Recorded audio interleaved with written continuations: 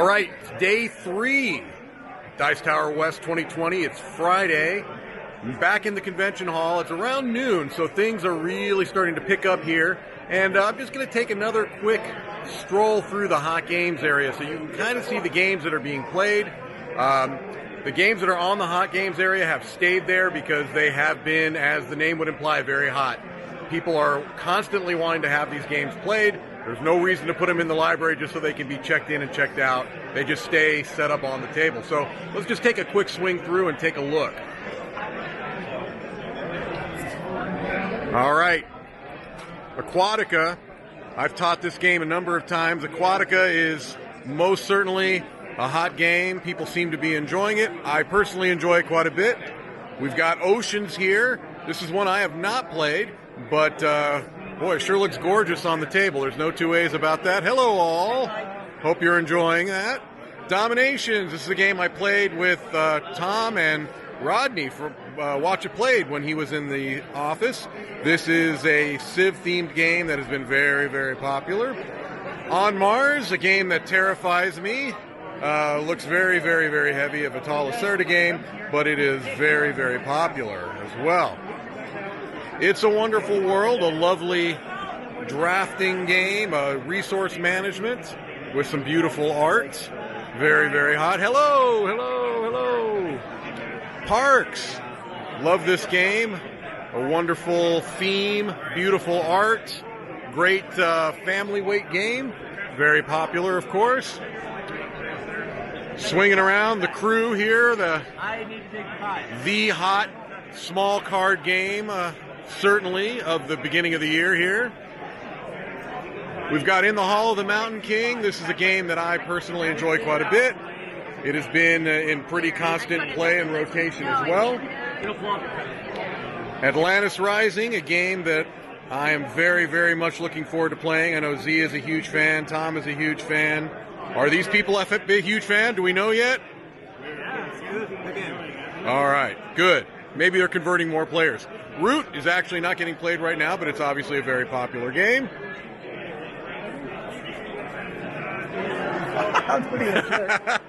Tom making sure to get in the shot. Isle of Cats.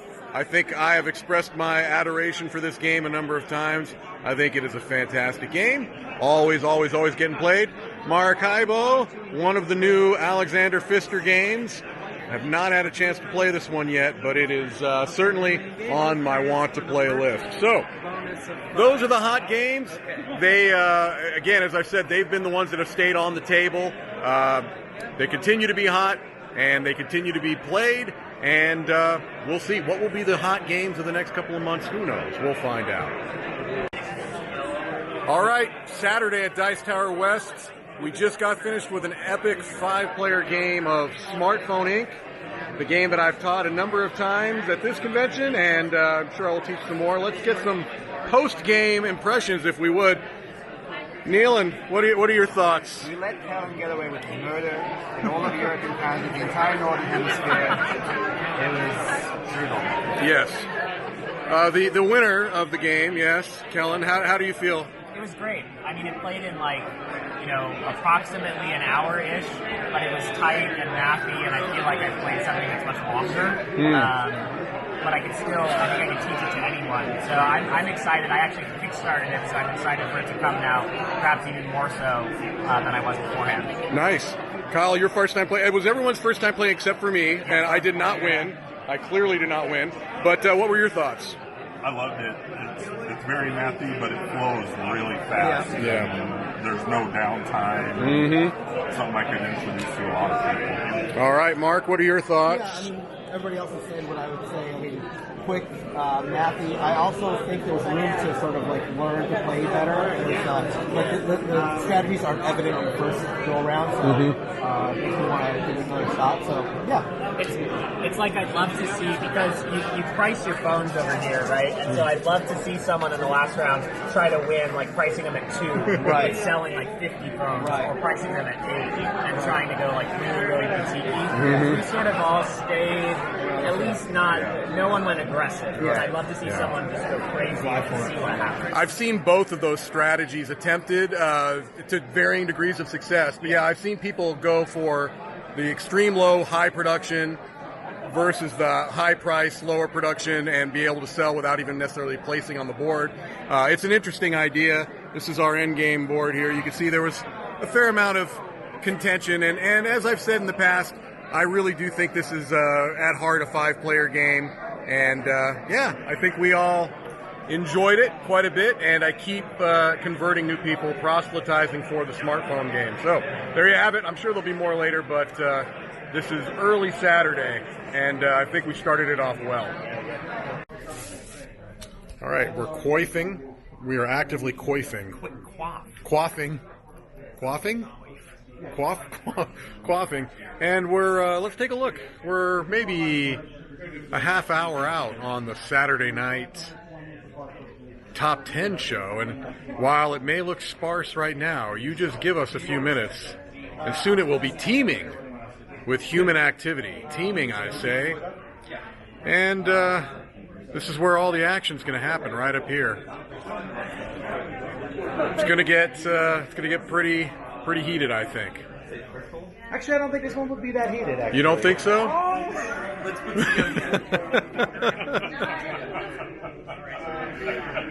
I'm trying to manufacture drama, Tom. It's not working. All right, well. There was enough last night was really good. All right, well, I'll come back once we get started, but this is just to give you a little bit of an idea of the preliminary nature of what's happening right now. All right, we're getting closer to showtime. Stage view for you if you want to see what it looks like from the point of view of the Dice Tower folk. Getting a good amount of people, Roy. What are your thoughts? It's going to be awesome. Got the camera set up. Looking forward to it. Let's make it happen. That's right. Even with Z involved, I think we're expecting we're expecting good things out of this top 10 list. No? I'll give it a solid 6 out of 10. 6 out of 10. No seal of approval there. But these lovely people, we give them a seal of excellence.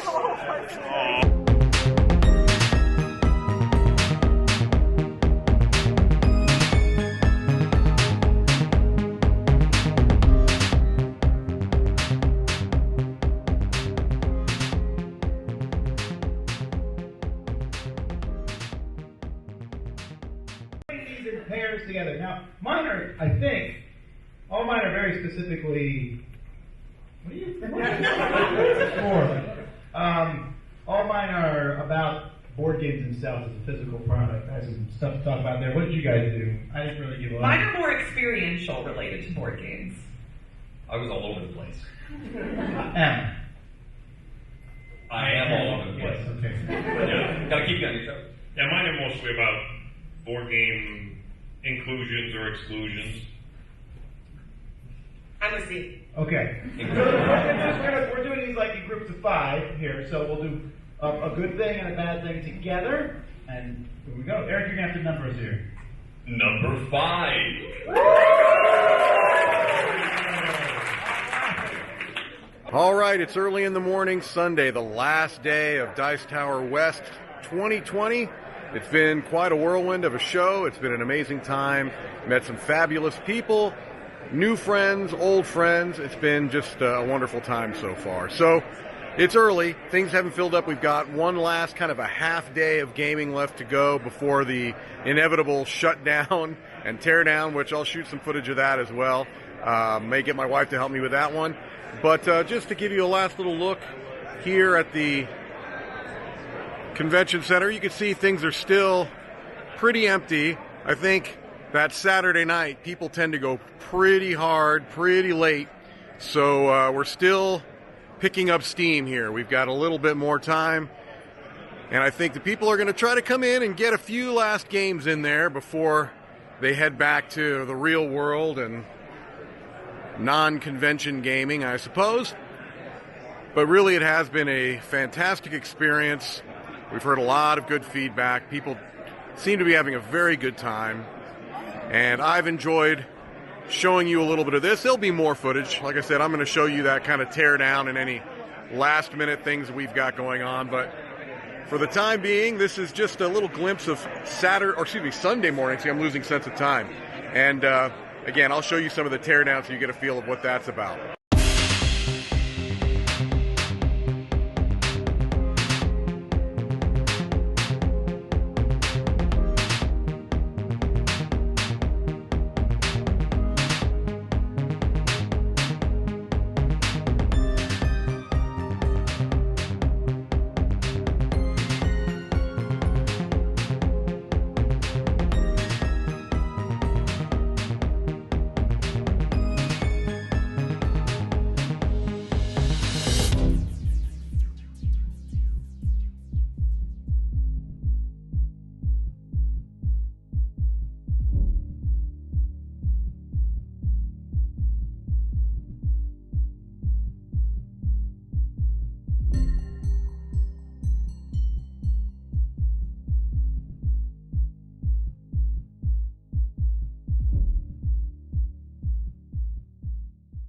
Well, you can always just leave them here. And then, wait till next year? Let's start over. I say start New over. year, new life. We'll each save one game. I'm calling Beasts of Battle. I went to battle. I would have liked to. Yeah.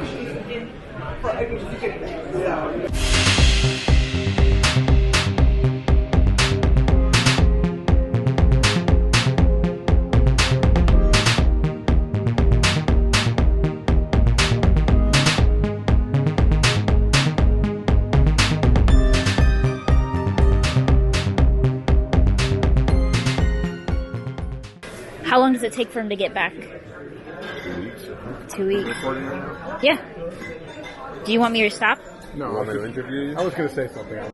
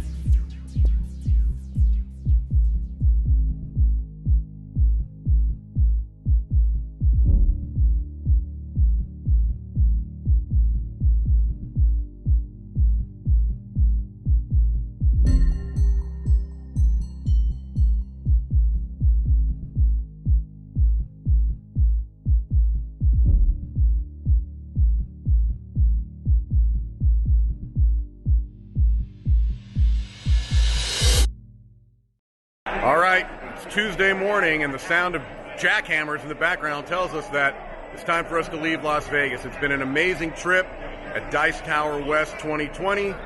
We've played a lot of games, met a lot of fantastic people, but now it's time to head back to South Florida and produce some more fantastic content for all of you, the Dice Tower fans.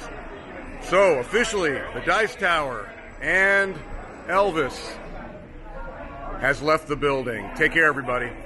Okay, so I was looking back at the con footage, kind of putting this all together, and realized that there probably wasn't as much of you and I talking as was originally planned.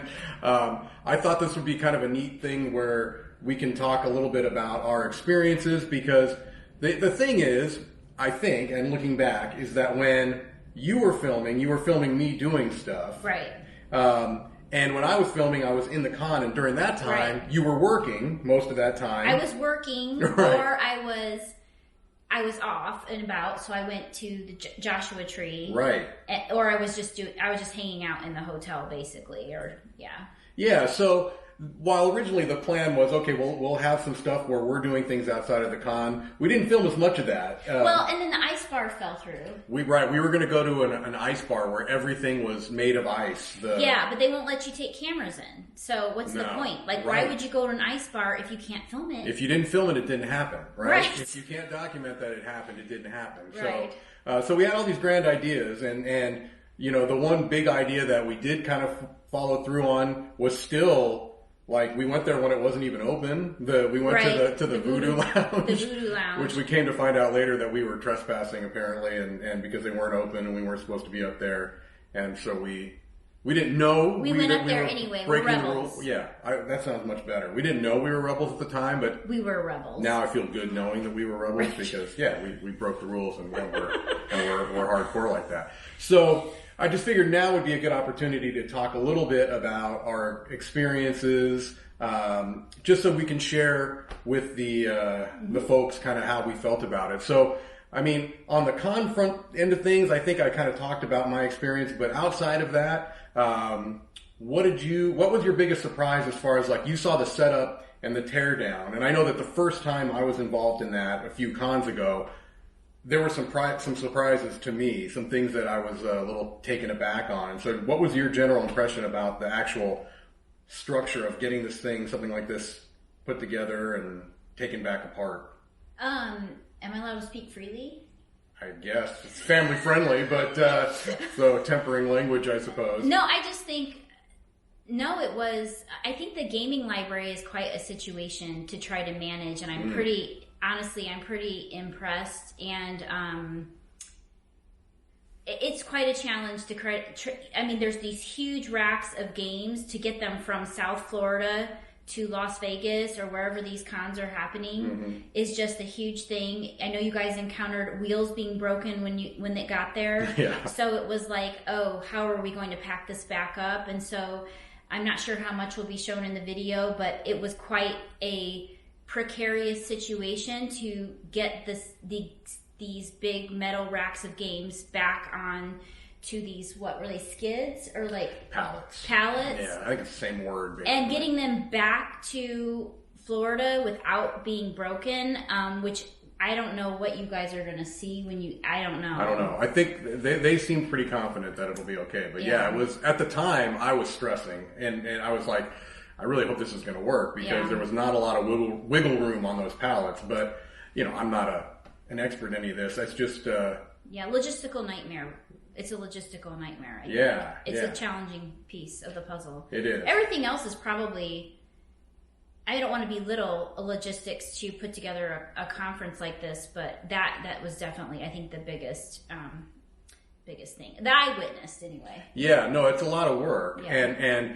But to some extent, that's one of the biggest draws is that I'm not objective in this, but I do think that the Dice Tower Library is the best library out there, the best traveling library that you'll find. And so if you come to a Dice Tower convention, to have access to that is, I think, kind of second to none. And so it's probably worth the work, but it is a lot of work. And I also do tend to think that it's going to get better as things, and I don't want to say better as in it was worse, but we're going to get better at it as people that are kind of involved in the logistical part of it. The more practice we have, the more kind of learning from mistakes. I can speak for myself, learning from mistakes, it'll get better as it goes on. So it's a big process. And then organizationally, I don't even know what goes on with all that, but I will say that I was super impressed with the volunteers there. It made our work as staff members, I can speak for myself again, it made my job a lot easier because some of the things that I thought I would have to be responsible for were taken care of by some really top-notch volunteers, and hopefully any of you that attended can speak to that as well. I thought that they did a wonderful job. They were really hardworking, and that was great. Yeah, it's a lot more physical labor than you would think. It is. It is. Yeah, there was definitely some grunt labor. I can lift things, so I felt pretty good about that. But I'm glad I wasn't involved in the high level decisions because it may not have worked out quite as well. And so, what type of things for someone that may be considering going to a convention but isn't necessarily interested in gaming all the time? What were some of the things that you did in Vegas? I know you went to the spa there at the hotel, right? Yeah, so I got a pedicure at the spa, and it's actually cheaper than the Orlando, the Dice Tower East, that hotel that they'd stayed in the past. So the services were a lot cheaper there, so that was nice. I went over to the Strip just to do a little bit of shopping. I wasn't really interested in doing a whole lot of shopping, but there was that. The restaurants are really, I think, the really cool thing. Yeah. There are some really good restaurants. We went to one Italian place, and I thought the food was pretty amazing there. They're at the Westgate, yeah. Yeah, it at the was Westgate. good. It's a really nice Italian place there that I can't remember what it was called. I don't remember. Fresco, what it's called. maybe? I have or, no idea. I don't know. It was really good. Mm-hmm. It was really good. There's shops in there. Mm-hmm. I was really surprised to find out there's free parking in Mm-hmm. hotels in Vegas. This may not be strange to other people, but when the guy told me that I wouldn't have to, be charged to, in fact, I'd have free valet, I'm like, whoa, because like in Chicago, it costs $70, $80 a night for any hotel to park. Yeah, and a hotel that you're staying at. That you're staying at. Yeah, you've got to pay Yeah. for valet as well. I think it's that way in a lot of big cities. So, yeah. Yep, the rooms were comfortable. Mm-hmm. Yeah, the weather was the weather was a little cool. There was some cold breezes, but it was still pretty sunny, and it was nice. It was certainly better than being in Indiana, I'll say that. So yeah, no, it was nice. It was a good climate. Yeah. And so, overall experience, did you have a good time? I didn't go to the con. I filmed the con. That's right. You did film a lot. I'm more of a play my games on my iPad and try to beat and save the world on a pandemic as many times as I can kind of girl. But I would definitely say the hotel is awesome. I love the options for food, the options for entertainment, and we didn't even gamble. We kept talking about it. We're so lame. We did not gamble. We talked about it's like, oh, let's get some money out and go and play roulette or play blackjack. I thought about doing horse racing, but I'm just like, it's not the same as being at the track. But you do have that option there, right. And then with sports, that sports book is huge there. Sports book is huge, and it's really cool because they have like all these recliner seats and fancy seats, and you can like look at all these screens and bet on anything you want. And it's non-smoking in there. Honestly, if you wanted to get away from the smoke a little bit and sit in some nice, comfortable seats, the sports book's not a bad choice. Yeah, if smoke bothers you. If smoke, yeah, some people don't. It doesn't bother me. It reminds me of my grandma, so I'm weird. But yeah, so no, I mean, from my perspective, it was really nice. The coffee place is open 24 hours, so East Coast time zone people can get up at 4 a.m. and get coffee, no problem. And we did. A number of times. So yeah, overall, we had a good time. It was really nice. Do you have a favorite game you played, though? Because you actually played games. I played games, yeah. I played on my iPad. You played actual games with real people. Well, that's okay. I mean, everybody's experience is different. I mean, I think some people... most people when they go to a gaming convention, their point is to go and play a lot of games. But sometimes people, sometimes spouses will go that may or may not be into it as much. And one of the nice things about Dice Tower West is that you're in Las Vegas and there are so many things to do. You can go to Joshua Tree. Yeah, I did go to Joshua Tree for a day. You can go to the spa. You can, there are other options. You can gamble if that's your thing. So that's what was nice about it. Now, for me, I had a lot of fun teaching games. I taught one of my favorite games, Smartphone Inc., to a few different groups. I taught and played Aquatica, which is a really fun game, so I enjoyed that. I had a really good time, and really what was nice about it is I felt like it was just really mellow. I mean, I felt like there was enough space for everybody. It never felt overly crowded. It never felt overly loud. That's another thing. Sometimes I get a little overwhelmed with the sound inside of a convention. For some reason, it wasn't overwhelmingly loud. It wasn't overwhelmingly crowded. There's a lot of space in that exhibit hall. Yeah, there is. There was plenty of water available, and that's also another thing is that sometimes I feel like I'm getting dehydrated, and so there was water stations all over the place. That was really great. And so, I can't be an objective party in this. I work for the Dice Tower. I obviously think that we put a lot of time and energy into the conventions. And that's not me. That's, Tim and Tom and the people in the high levels that are making these decisions. But as somebody who is working there and an attendee, because, a lot of times I'm on my own and just playing games and doing whatever I want. And I've been to a number of other conventions. I think that I can say that this was one of the better conventions I've ever been to. Do you like it better than East? Oh, man, that's hard to say. That's really hard to say. Because we've been to East, 2 or 3 times? Yeah, they're very different. They're very different. Also, I used to live in Las Vegas, and so it was a little bit different coming back to Las Vegas after being away for a number of years. It's been years since I've been back there. And so I kind of had a different experience. It wasn't. Yeah, but how is it different? So how would you say the vibe of the energetic of the conference is East versus West, or is that not what you're referring to? Are you referring to it's very different personal experience? Yeah, it was a different personal experience, I think. Yeah, the conventions themselves, I think, have a similar feel in that they're mostly about games. Mm-hmm. They're mostly about access to that library. There was a small vendor area in both that was, perfectly fine, and where it wasn't mostly about buying things. It was mostly about playing games, but they had a nice vendor presence in both of those conventions. So, yeah, I don't know if I could pick. Also, because I've been to Dice Tower East, 3 times now, and this was my first Dice Tower West. So, I do like them both, but for slightly different reasons, I think. Mm-hmm. Okay. Yeah. All right.